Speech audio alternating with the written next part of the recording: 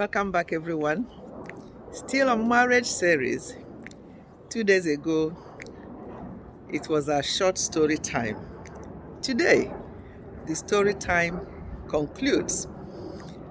I'm going to conclude it by discussing the second to the fifth year of marriage. I talked about the first year. Obviously, that was just some of the things that may happen in the first year of marriage. Every marriage is different, remember? So today, also using the same lady as an example of the next 2 to 5 years of her marriage.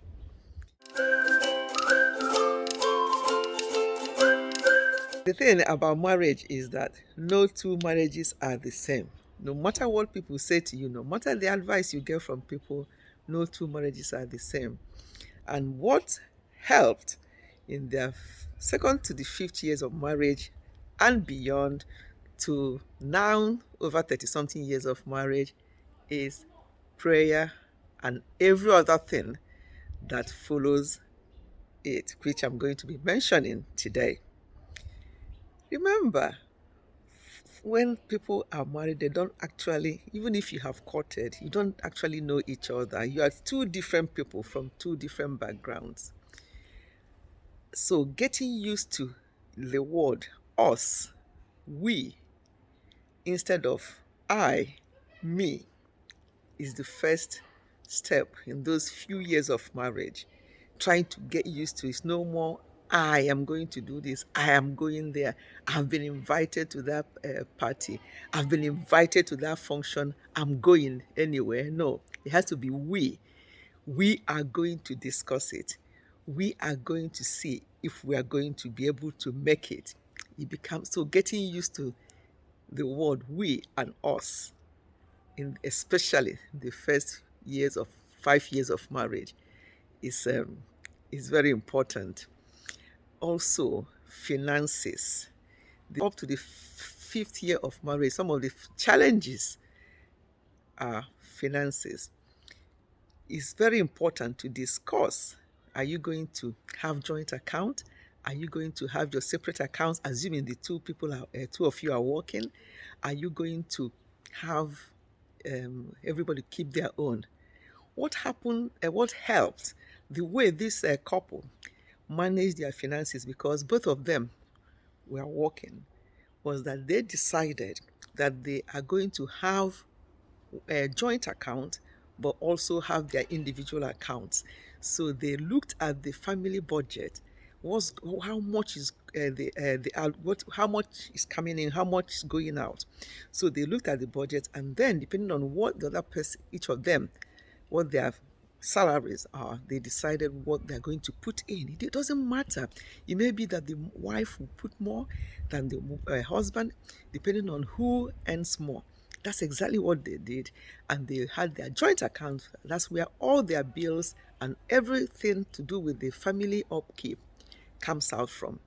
Then they also have their own individual accounts, so that when you want to do small things for yourself or for your immediate family, you don't have to start asking.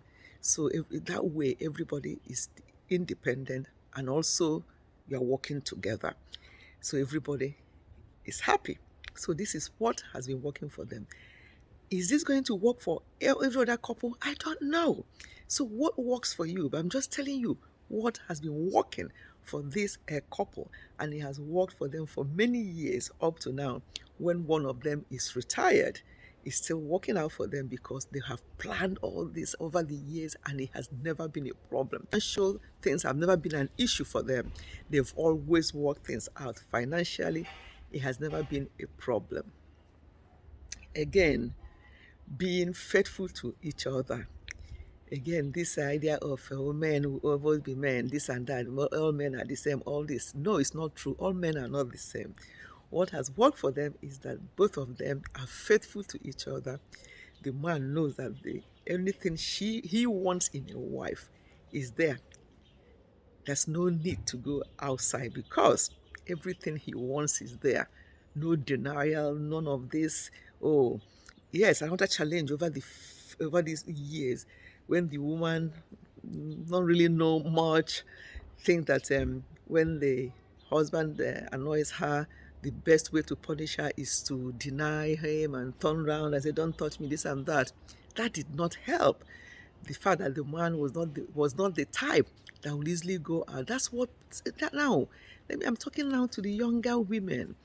Don't think that doing that to your husband is a way of showing them that you're not happy with them or that you want their attention. That's not the way. Never deny them, because that can easily push, even if it's a man who was not flirty before, who did not, was not have relationships and so on in the past, that can actually push a man to do what they don't want to do. So please do not deny each other. Remember what 1 Corinthians 7 verse 2 said. But because of the temptation to sexual immorality, each man should have his own wife, and each woman her own husband. That's in the Bible, 1 Corinthians 7 verse 2. And that's why you must not, as a punishment, if you or deny each other, because that can lead to so many problems in the marriage. That was a problem that actually came into their marriage in those first 5 years, when she did not know better. But eventually she changed, because again, the husband was able to communicate and say, "Look, what you're doing is not right. This is what the Bible says. See what I mean?" Instead of him rushing outside there, "Oh, where you're doing this," no time to communicate, he would just go out. That would have damaged that marriage. But because the husband was able to communicate, "You'll be tired of me," and communication in this series, was able to say that to her, sat her down and say, "Look, this is not the way to behave, because you know the type of person I am. I'm not that kind that will start going out, but this can damage our relationship." And the young wife got it, and she changed, and that helped a lot. So the first 5 years can be very challenging. And another thing about this couple, in that first 5 years, in fact, in their first 4 years of marriage, they had 3 children. So at a point, they had 3 children under 5. That came with its own challenge as well. But thank God that from the start, when her husband communicated to her that he felt a bit neglected because of the child, when other children started coming, obviously both of them were involved in raising up the children because they live in abroad. It actually helped. What happened before, that communication before, helped to make sure that yes, they're raising up those children. They're also making sure that they didn't neglect each other. It's not easy to have 3 children under 5 in diaspora. It's not easy. Those of you who live in diaspora will understand what I mean. Another thing that's helped them over that last first 5 years is that both of them never listened to advice from so-called friends. They never listened to their advice or to what they've got to say, but they always talked it through. They always looked at the Bible. They always prayed together and sorted things out. And they have continued doing so even now that their children are grown and gone, and there's only 2 of them at home. What they did, how they worked on their marriage, the first 5 years in particular, helped them to live the next 5, 10, 20, 30, and above years of marriage. Very, very important. So I'm going to stop it here. I'm not saying people should not seek help if they need marriage counseling or whatever, but no matter what I'm telling you now, no matter what you get from marriage counselor, when you get into it, it's not the same.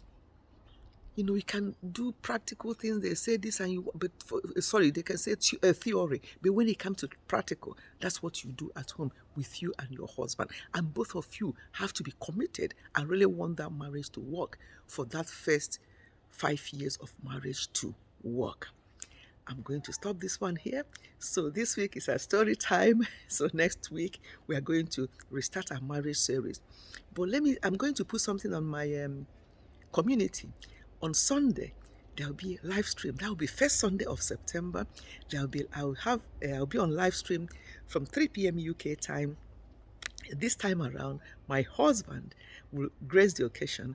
I'm going to ask people to ask us questions. So that live stream, I'll do my normal praise worship, and then I'll bring him in for us to answer any questions that you have for us. Just ask us any question, and we'll be able to answer you as honestly as possible. So that's on Sunday, 3 p.m. UK time, live stream for myself and my husband. Please do not miss it. I'm sure you get your husbands, because he was saying to me, I will only come if there's going to be some men there. I said to him, okay, I'll tell my people to make sure that their husbands are available and listening to this live stream on Sunday. Please do not miss it. I'll see you then on Sunday during the live stream, and next week we'll continue with the marriage series as well. Thank you so much for listening. Goodbye and God bless.